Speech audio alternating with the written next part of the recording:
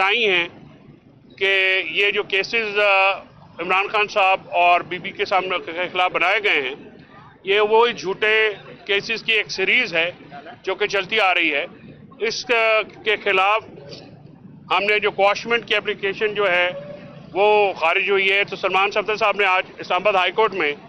Revision petition इसकी file की है और हम उम्मीद करते हैं और हमारी रिक्वेस्ट है कि उसको फौरी तौर पर लगाया जाए और ये जो तोशाखाना 2 का एक ट्रायल है, ये ट्रायल फौरी रोका जाए। आज इमरान खान साहब ने कल की जो जज साहब की तरफ से एलिगेशन लगाए गए और कहा गया, तो उसका जवाब देते हुए उन्होंने ये कहा है कि क्योंकि जेल में हमेशा से 11:30 बजे 12 बजे से पहले ट्रायल शुरू नहीं होता है और ट्रायल का एक वक्त मुकर्रर है और ये ट्रायल जो है कभी भी सुबह 9 बजे स्टार्ट नहीं हुआ। तो उन्होंने कहा कि सुबह 9 बजे उनको मैसेज आया कि जज साहब आए हुए हैं, तो उन्होंने उनसे पूछा कि क्या उनके वकील, मीडिया, दूसरे लोग आ चुके हैं, तो उनको बताया गया कि अभी कोई भी नहीं आया। तो उन्होंने कहा कि मैंने कहा कि जैसे ही आप वकील आते हैं आप मुझे मतला कीजिएगा, मैं अदालत में आ जाऊंगा। और क्योंकि उनकी जो मूवमेंट है अडयाला जेल में वो रिस्ट्रिक्टेड होती है, वो आज़ाद नहीं होती। तो अचानक जो है जज साहब का पता लगा कि वो उठ के चले गए हैं। तो जज साहब की तरफ से ये कहना कि जी फलां पेश नहीं हुआ और फलां मैं 2.5 घंटे इंतज़ार करता रहा, तो ये बात कोई रिकॉर्ड के मुताबिक दुरुस्त नहीं है। अलकादर का फैसले का उन्होंने ये कहा है कि वो अलकादर के फैसले का इंतज़ार कर रहे हैं क्योंकि अलकादर का फैसला भी एक काला फैसला है। ये उसी तरह कंकॉक्टेड पोलिटिकली मोटिवेटेड केसेस के सिलसिले में एक केस है, एक मुकदमा है जिसका मेरिट पे कोई ताल्लुक नहीं। आज इमरान खान साहब ने बतौर खुसूसी तौर पे अलकादर का पोस्टमार्टम किया और उन्होंने ये सवाल किया है और हम ये सवाल आज साबिक़ वज़ीर-ए-आज़म मियां नवाज शरीफ से पूछेंगे कि उनके बेटे हसन नवाज ने 9 अरब रुपए की प्रॉपर्टी 18 अरब रुपए में मलिक रियाज साहब को क्यों बेची और उसकी जो कीमत थी वो 9 अरब थी। तो 9 अरब रुपए ज़ायद के जो अमाउंट थी वो किस खाते में ली गई। नवाज शरीफ के खिलाफ ये FIR है। अब वो जवाब दें कि उन्होंने मलिक रियाज से 9 अरब रुपया इजाफी किस सिलसिले में लिया, जिसके बाद NCA ने सस्पिशियस ट्रांजैक्शन की प्रोसीडिंग शुरू की और उन्होंने इस पैसे को फ्रीज किया। फ्रीज करने के बाद तहकीकात के बाद मलिक रियाज के साथ उनका UK लॉज के तहत एक एग्रीमेंट हुआ जिसमें उनके जो पैसे थे, ये मैं देखने वालों को बता दूं कि UK में, इंग्लैंड में जो डील होती है, जायदाद होती है, वो सॉलिसिटर्स यानी वकला करते हैं, फर्में करती हैं। तो ये पैसे मलिक रियाज साहब को ही वापस हुए और कैबिनेट का जो पाकिस्तान की कैबिनेट का था 190 मिलियन की खती रकम जो है जब वो वापस आनी थी तो उसमें नो डिस्क्लोजर क्लॉज होती है, नॉन डिस्क्लोजर एग्रीमेंट में होता है, जिसकी जो है बाज़ाब्ता मंजूरी जो है वो कैबिनेट ने दी क्योंकि 190 मिलियन की खती रकम का जो ज़र मुबादला है पाकिस्तान में आना था। तो इस शर्त पे उन्होंने कहा कि इसको वापस लेके आएंगे कि जो NCA के साथ मलिक रियाज और फैमिली का जो कॉन्फिडेंशियलिटी जो है यानी वो क्लॉज जो है, जो एग्रीमेंट है, उसको एज इट इज़ किया जाए। तो उसके बाद वो पैसे मलिक रियाज साहब ने को मिले, काबीना के थ्रू कभी पैसे ट्रांसफ़र नहीं हुए, ना ही काबीना का पैसों के लेन देन से कोई ताल्लुक था या वज़ीर-ए-आज़म का कोई ताल्लुक था। जहाँ तक ट्रस्ट प्रॉपर्टी का ताल्लुक है, वो क्योंकि मेरे इलाके जेलम में एक दूर दराज जगह पे, वहाँ पे आना जाना भी मुश्किल था, वहाँ पे सीरतुल नबी और तसव्वुफ समेत जो एक आला दर्जे की गुरबा के लिए, गरीबों के लिए एक मुफ्त एजुकेशन का वो इदारा है और हम समझते हैं कि हमारे ज़िले के लिए ये बड़ी एक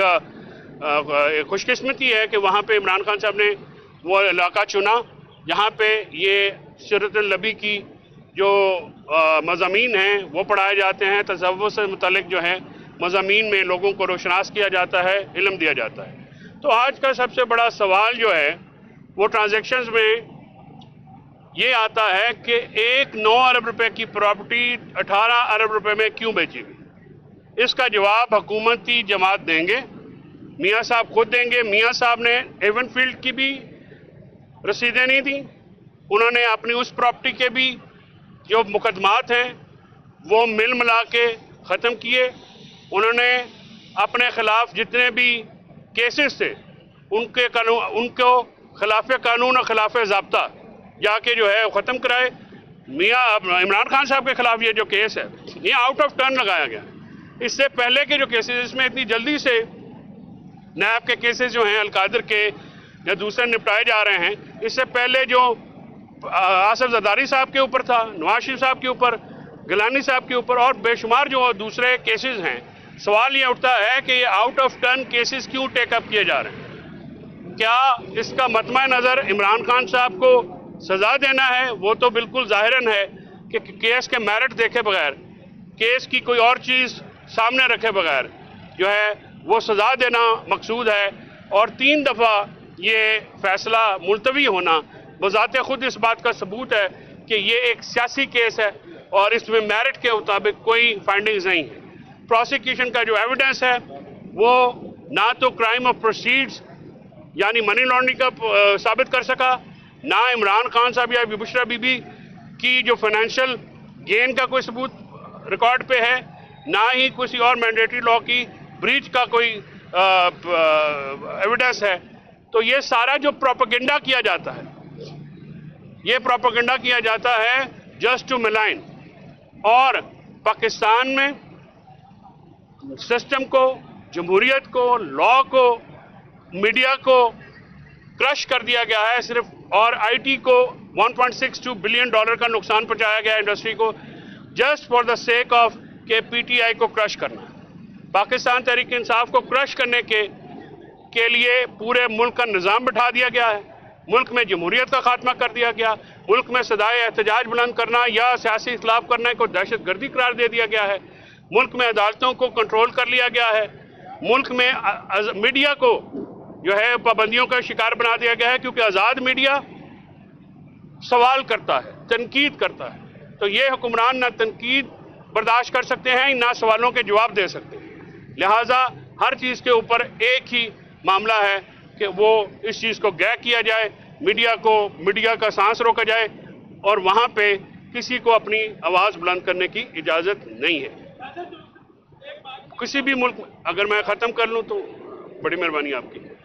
पाकिस्तान में जो मुज़ाकराती कमेटी है, हमारी बिल्कुल सीधी सी डिमांड्स हैं। 9 मई हुकूमत कहती है कि पीटीआई उसकी मुलज़म है या उसकी ज़िम्मेदार है। हम ये कहते हैं कि 9 मई एक फॉल्स फ्लैग ऑपरेशन था जिसमें काफ़ी सारे लोग मुलव्वस थे और कॉन्स्टिट्यूशनल बेंच ने ये जो सिविलियंस का मिलिट्री ट्रायल उनकी सज़ा की इजाज़त देके ये पाकिस्तान के शहरियों के बुनियादी हकूक़ की खिलाफ वर्जी हुई है और सुप्रीम कोर्ट उनकी हिफाजत में नाकाम नज़र आती है। अब रिमार्क्स आ रहे हैं, अब फैसला जो है वो लंबा नहीं होना चाहिए, फैसला जल्दी होना चाहिए क्योंकि ये बहुत ही अहम मामला है। 2015 में जब एपीएस पेशावर पे अटैक हुआ तो उस वक़्त आइनी तरमीम की गई थी। आइनी तरमीम करने के बाद सिविलियन का मिलिट्री कोर्ट ट्रायल किया गया और वो लोग वो दहशतगर्द थे जिनका कालेदम तंजीमों के साथ राब्ता था। यहाँ पे सियासी कारकुनों को निशाना बनाया गया। जिन्होंने पीटीआई छोड़ी उनको 9 मई से बरीउल ज़िम्मा करार दे दिया गया, जिन्होंने पीटीआई को नहीं छोड़ा उनको हर तरह के केसेस में रख लिया गया। तो इस मुल्क में निज़ाम इंसाफ जो है बुनियादी शहरी हकूक़ और आइनी हकूक़ की हिफाजत में नाकाम हो चुका है। इमरान खान साहब ने इस बात का भी ऐलान किया है कि वो इंसानी हकूक़ की तंजीमों को एक लेटर लिखेंगे। आज सलमान राजा, अली ज़फ़र, गौहर खान और अपनी लीगल टीम को उन्होंने ये हदायत जारी कर दी हैं कि वो ये मामला इंटरनेशनल जो फोरम्स हैं ह्यूमन राइट्स वायलेशन जो हो रही है उसको उठाएंगे और जो समंदर पार पाकिस्तानी हैं ओवरसीज वो भी इंशाल्लाह इस मसले को हर फोरम पे उठाएंगे। हम पाकिस्तानियों के आइनी हकूक़ की, बुनियादी शहरी हकूक़ की हिफाजत के लिए हर फोरम का इस्तेमाल करेंगे, मुल्की और बैनुल अक़वामी जितने भी फोरम हमारे पास अवेलेबल हैं, क्योंकि पाकिस्तान बैनुल अक़वामी मुआहिदों का सिग्नेटरी है और बतौर रियासत ज़िम्मेदार है कि इन मुआहिदों के ऊपर अमल दरामद किया जाए। तो ये डेवलपमेंट्स जो थी मैंने आपके साथ शेयर करना मुनासिब समझा। आज हमारी इस वक्त जो है मीटिंग हो रही है, कुछ मामलात ऐसे हैं जो इमरान खान साहब की जेल में फैसिलिटीज़ हैं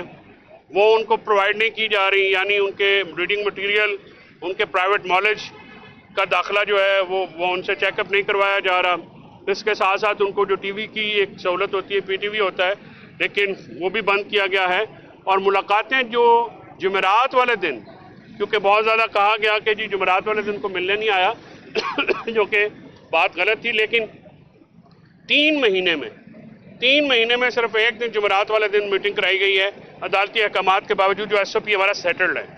ٹیوزڈے کو لائرز کی اور فیملی کی میٹنگ ہو جاتی ہے، لیکن اس میں بھی لائرز کی جو لسٹ دی جاتی ہے، سم ٹائمز اس کو چینج کر دیا جاتا ہے اور مرضی کے بندے